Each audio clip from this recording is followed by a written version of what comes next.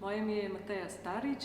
Tokrat smo z Univerzo v Novi Gorici pripravili delavnico za zvok in glasbo v animiranem filmu. Udeležili se je tam nekje med 10 in 15 študentov.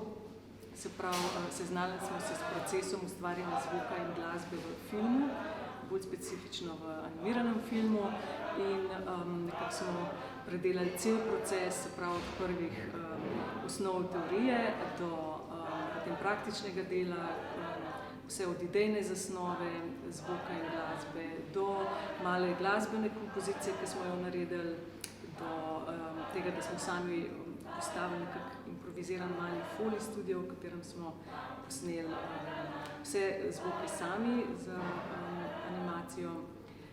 Potem smo se tudi seznanili z osnovami editiranja, sinhronizacije. Skratka, uspelo nam je zaključiti celoten proces in ustvariti eno zvočno in glasbeno podobo za kratki animirani film z naslovom Mačka in miš.